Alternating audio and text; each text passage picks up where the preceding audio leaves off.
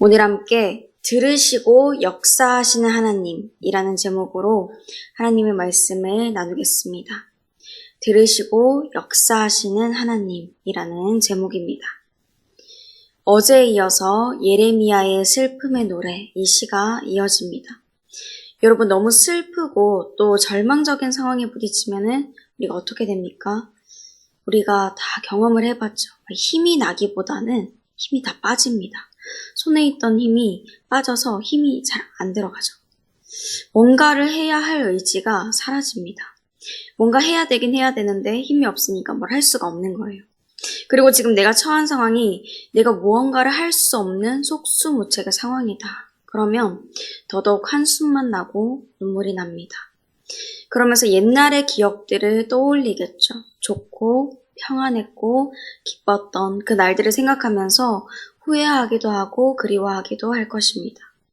지금 예레미야의 마음이 딱 그렇습니다.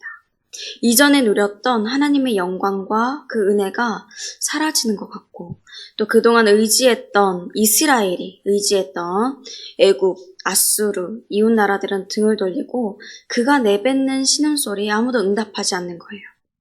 그러나 여전히 하나님은 들으시고 역사하십니다. 그러면 하나님께서 이 환난의 날에 어떤 소리를 들으시고 또 어떻게 역사하실까요? 말씀을 통해서 함께 지혜를 얻게 되기를 소망합니다. 예레미야는 자신과 또 멸망하는 이 유다를 바라보면서 마치 과부가 된 여인 같다. 열방 중에 공주였던 자가 이제는 강제 노동을 하는 자가 되었다. 이렇게 얘기합니다. 자신의 슬픔을 은유로서 표현하고 있어요.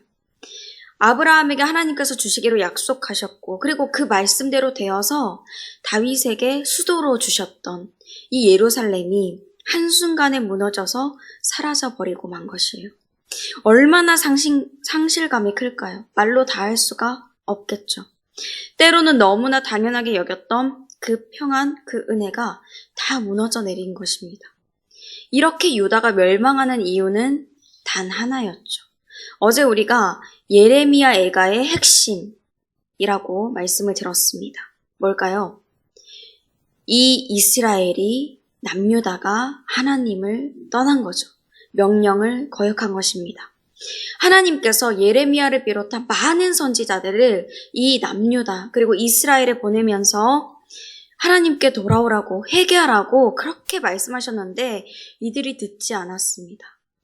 북이스라엘이 멸망하는 걸 보면서도 안 돌아오는 거예요. 이 상황에서 어떻게 하나님이 그들을 그대로 내버려 둘 수가 있었겠습니까? 우리가 아버지, 어머니의 마음으로 계속 돌아오라고, 집을 나간 자식에게 계속 집에 돌아오라고 하는데도 이 자녀가 안 돌아와요.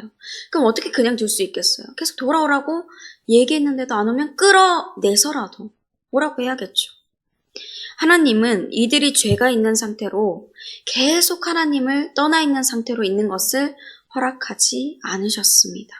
그래서 그렇게 계속 살아가면 멸망의 길로 갈 수밖에 없기 때문에 이들을 이끄시는 거예요.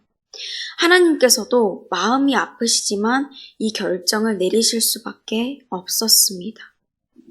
때로는 하나님이 등을 돌리시는 것 같고 우리의 신음소리에 응답하지 않은 것 같이 그렇게 느껴질 때도 있겠지만, 그러나 하나님은 나 자신보다도 나를 더 사랑하시고 우리 가정을, 우리 나라 민족을 너무도 아끼시는 분이세요. 사랑의 마음으로 우리를 인도하시는 그런 분이시죠. 하나님께서 니느웨의 회개를 듣고 그들을 용서하셨을 때, 원래는 하나님을 믿지 않고 하나님께서 등을 돌렸지만 다시 그들이 하나님께 돌아왔을 때 하나님께서 용서하셨잖아요. 그때 요나가 하나님께 그렇게 얘기했습니다. 어떻게 이스라엘의 적들인 그들을 용서하십니까? 그렇게 항변하니까 하나님께서 그러셨어요. 네가 수고도 재배도 안 한 그 하룻밤에 났다가 말라버린 그 박낭쿨도 아꼈는데 니느웨에 있는 좌우를 분별 못하는 그 12만 명의 사람들과 가축을 내가 어떻게 아끼지 않겠냐, 그렇게 말씀하셨잖아요.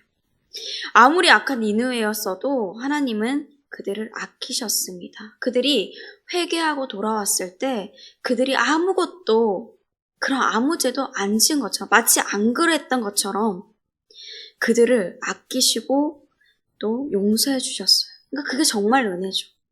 그런데 더욱더 사랑하는 그 남유다에게 그렇게 행하신 것은 하나님 앞에 회개하고 돌아올 사람이 없었던 거예요. 돌아오려고 하면은 다시 백성들이 제자리로 돌아가고 다시 돌아오려고 하는 것 같다가도 다시 또 돌아가고 고백만 하면 하나님이 들으시는데 돌아오면은 두 팔 벌려서 안아주시는데 그렇게 했던 사람이 없었던 거죠. 그래서 이제 예레미야가 그 고백 회개를 하는 것입니다. 그런데 죄를 저지른 그 사람들의 죄, 그 사람들의 죄, 그 사람들의 잘못, 그 사람들의 고통 이렇게 얘기하는 게 아니라 18절에서 20절까지 말씀을 쭉 보면은 내가 그의 명령을 거역했다. 내가 사랑하는 내 사랑하는 자들을 불렀다. 여기서 내 사랑하는 자들은 애굽이나 이스라엘이 하나님을 의지했던 그런 나라들이에요. 그리고 백성들을 돌보지 않고 자신들의 양식만 구했던 자들을 보면서도 나의 제사장, 나의 장로들이라고 하죠. 또 20절 말씀에서는 나의 반역이 심히 크미니이다 라고 이야기합니다. 예레미야가 지금 뭘 하고 있는 것입니까? 이 이스라엘의 죄가 자신의 죄라고 얘기하고 있는 거예요. 백성들을 하나님께로 돌이켜야 할 이 제사장과 장로들이 자기들이 먹을 것만 막 챙기다가 돌아오다가 기절을 해요. 얼마나 기근이 있었으면, 얼마나 먹을 게 없었으면 기절하는 건데 그럴 정도의 기근이 있고 또 예루살렘 성이 무너지고 많은 청년들이 바벨론의 포로로 잡혀가고 있는 이 모든 일이 그 사람들의 죄, 저 사람들의 죄, 이게 아니라 나의 죄 때문입니다 라고 하는 거예요. 예레미야는 나와 너 이렇게 이스라엘 백성들과 자신의 사이를 구분짓지 않습니다. 그들이 빼앗기는 아들이 곧 나의 아들이고 그들의 죄가 곧 나의 죄인 거예요. 마치 부모님이 내 아이가 다른 사람들에게 뭔가 잘못했어요. 그랬을 때 얘가 잘못했어요. 그게 아니라 제가 얘를 잘못 키웠습니다. 제가 얘의 부모인데요. 제가 잘못 키웠어요. 저의 죄예요. 이렇게 얘기하는 것처럼 대신 사과하는 것처럼 얘기하고 있는 거예요. 20절 하반절에서 얘기하죠. 밖에서는 칼이 내 아들을 빼앗아 가고 지 안에서는 죽음 같은 것이 있나이다 라고 말이죠. 그가 이렇게 이야기한 이유는 자신의 정체성을 알았기 때문입니다. 바로 중보자죠. 하나님과 백성들 사이를 잇는 사람, 무너진 곳을 다시 막아서는 사람, 수축해내는 사람. 에스겔 22장 30절 말씀입니다. 이 땅을 위하여 성을 쌓으며 성 무너진 데를 막아서서 나로 하여금 멸하지 못하게 할 사람을 내가 그 가운데서 찾다가 찾지 못하였으므로. 에스겔 선지자가 전하는 하나님의 말씀이죠. 성 무너진 데를 막아서 단 한 사람의 기도를 통해서도 하나님은 그곳을, 그 땅을 멸하지 않으십니다. 이것이 첫 번째 주제입니다. 하나님은 공동체의 죄가 나의 죄라고 자복하는 중보자의 기도를 들으십니다. 하나님은 공동체의 죄가 저 사람들의 죄예요 라고 하는 게 아니라 나의 죄라고 자복하는 그 중보자의 기도를 들으시는 거예요. 우리 교회가 혹은 우리나라가 핍박당하고 지탄받을 때, 하나님으로부터 떠나 있을 때 우리도 이런 고백을 할 수 있어야 됩니다. 그 소리를 하나님께서 들으시는 거죠. 모두가 내 죄가 아닙니다. 다른 사람이 행한 것입니다. 나는 깨끗해요. 나는 잘못한 게 없어요. 라고 얘기한다면은 우리는 심판의 날에 하나님의 심판을 피할 수 없습니다. 나도 마찬가지고 우리 공동체도 함께 평안을, 기쁨을 잃게 되는 거예요. 북이스라엘과 남유다도 그냥 이렇게 쭉 살아가도 여전히 평안할 거라고 생각했어요. 특히 남유다는 예루살렘 성이 계속 있을 거라고 여겼습니다. 하지만 결과는 그게 아니었죠. 우리도 이 예배가, 이 은혜가 늘 당연하다고 생각하면서 살아간다면은, 하나님 앞에 돌아가지 않는다면 나의 죄는 나의 죄, 남의 죄는 남의 죄 이렇게 구분짓고 여기면서 살아간다면 그 당연했던 것들을 빼앗길 수 있습니다. 우리가 이미 코로나를 통해서 경험했잖아요. 물론 이 코로나가 우리의 죄 때문에 일어난 일이다라고 단정 지을 수는 없지만요. 이렇듯 중보자가 공동체의 죄를 나의 죄로 여기지 않으면, 그 정체성을 잃어버리면 환란의 날에 그 누구도 구원받을 수 없습니다. 그러나 중보자가 하나님 앞에 서서 그 무너진 데를 막아서면 나도 구하고 우리 공동체가 다시 회복되는 역사가 일어납니다. 이 사실을 믿으시길 바랍니다. 예수님이 사람들이 완악해서 계속 죄를 깨닫지 못하고 같은 죄를 반복하며 하나님을 떠날 때 모든 인류의 죄를 자신의 죄로 여겨주셨습니다. 나의 죄라고 해주셨어요. 그리고 모든 사람의 죄를 깨끗하게 하시기 위해서 우리를 대신해서 십자가에 못 박혀 죽으셨죠. 그 한 분의 중보자로 인해서 그 누구라도 예수 그리스도의 이름을 믿을 때 구원을 받게 되었습니다. 그리고 우리가 기억하고 있는 1907년 평양 대부흥운동도 다른 것에서 시작된 게 아니라 예수 그리스도의 이름을 믿고 자신의 죄를 고백하는, 이 우리나라의 죄를 나의 죄라고 고백하는 그 한 사람의 회개로부터 시작되었습니다. 그 회개의 역사가 점점 확장돼서 부흥과 회복을 가져오게 된 거예요. 지금도 하나님은 예레미야, 예수님과 같이 이런 회개하는 자들, 우리의 공동체, 우리 나라 민족의 죄가 나의 죄라고 회개하면서 중보할 그 참된 중보자를 찾으십니다. 우리 모두가 그 한 사람의 중보자가 되어서 우리 공동체를 위해 함께 기도하게 되기를 소망합니다. 그리고 더욱이 중보자가 중보할 때 하나님은 큰 역사를 이루어 주십니다. 뭐냐면 고난에 처해 있던 우리를 넘어뜨리고 그것을 기뻐했던 그런 자들을 심판해 주시는 거예요. 이것이 오늘의 두 번째 주제입니다. 의로우신 하나님이 원수를 심판하십니다. 의로우신 하나님이 원수를 심판해 주시는 거예요. 예레미야가 18절 처음에서 고백하죠. 여호와는 의로우시도다. 여호와는 의로우세요. 우리는 의롭지 않죠. 그렇지만 예수 그리스도를 믿어서 의롭다함을 받았습니다. 우리는 의로운 존재가 아니에요. 그런데 하나님은 그 자체로 의로우신 분이십니다. 모든 것을 정확히 살펴보시고 달아보시고 그 행한 대로 심판하시는 그런 의로운 분이세요. 그 정의와 공의의 하나님께서 중보자인 예레미야가 그 하나님 앞에서 원수에 대해 하나님이 보복해 주시기를 지금 기도하고 있습니다. 멸망하는 남유다를 보면서 남의 일이라고 비웃고 조롱하고 기뻐하고 있는 그들이 죄를 저지른 대로 심판의 날에 갚아달라라고 하고 있는 거죠. 단지 현상만 보면 원수들이 계속 번성해 나갈 것 같아요. 그들의 끝이 어딜지 하나님이 언제 심판하실지 알지 못해서 답답하기도 해요. 하박국 선지자도 그랬습니다. 왜 하나님이 의인을 괴롭히는 악인을 그대로 두시는지, 왜 더 악한 바벨론을 통해서 이들을 심판하시는지, 의인들이요 이스라엘을 심판하시는지, 또 그 악한 바벨론은 왜 멸망시키시지 않는지, 그들의 끝이 도대체 어딘지, 그런 여러 질문들을 하나님 앞에 올려드렸잖아요. 그러나 그들은 하나님의 심판의 도구일 뿐이라고 하나님 말씀하셨습니다. 그들이 행한 대로 하나님께서 반드시 갚으십니다. 예레미야의 기도대로 하나님이 남유다의 원수들에게 똑같이 행하세요.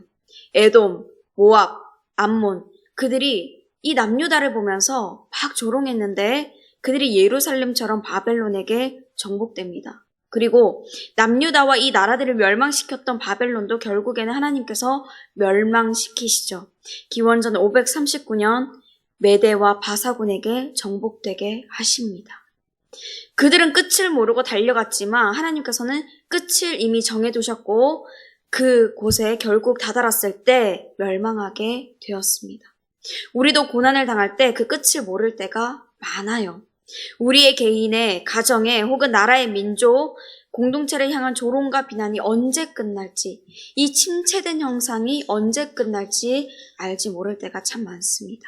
하지만 하나님께서는 의로우시다는 이 사실을 믿으시길 바랍니다. 나의 죄와 함께 우리 공동체의 죄를 나의 죄로 고백하는 그 중보자의 기도가 하나님께 닿을 때, 하나님이 정하신 그 완벽하신 때에 각자 행한 대로 공의로 심판하신다는 이 사실을 또한 믿으시기를 바랍니다. 사랑하는 성도 여러분, 오늘 이 애가를 부르고 있는 예레미야처럼 하나님은 우리를 가정과 교회, 나라와 민족의 중보자로 세워주셨습니다. 우리 공동체가 어려움에 처했을 때 우리는 예레미야처럼 또 예수님이 중보자 되셔서 우리를 위해서 그렇게 하셨듯이 공동체의 죄가 나의 죄라고 고백할 수 있어야 합니다. 그 기도를 하나님께서 기다리고 계시고 그 한 사람의 기도로 우리 공동체의 운명은 달라질 수 있습니다. 그 한 사람이 바로 나, 우리 주사랑교회 성도님들이 되시기를 바랍니다. 이 기도를 올려드릴 때 하나님은 모든 것을 기억하시고 공의로 심판하시는 의로우신 분이시기 때문에 하나님의 때에 원수를 심판하십니다. 그가 아무리 강한 세력일지라도 하나님 앞에서는 속수무책입니다. 그러므로 이 하나님의 약속을 기억하시고 우리 공동체의 죄를 나의 죄로 고백하는 그 중보자의 사명을 잘 감당하는 저와 여러분이 되시기를 주 예수 그리스도의 이름으로 축복합니다. 함께 말씀을 생각하시면서 찬송가 190장 부르시겠습니다.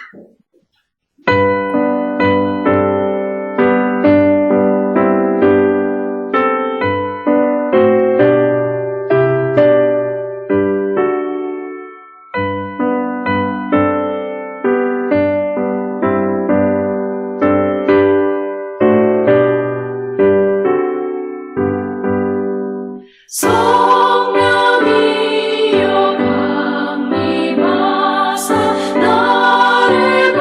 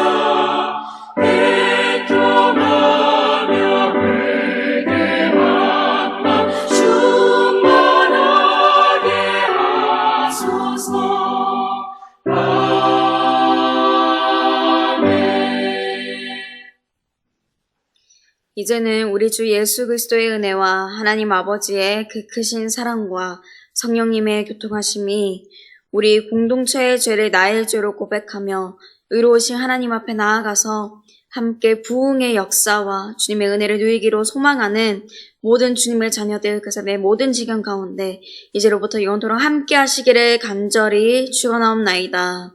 아멘.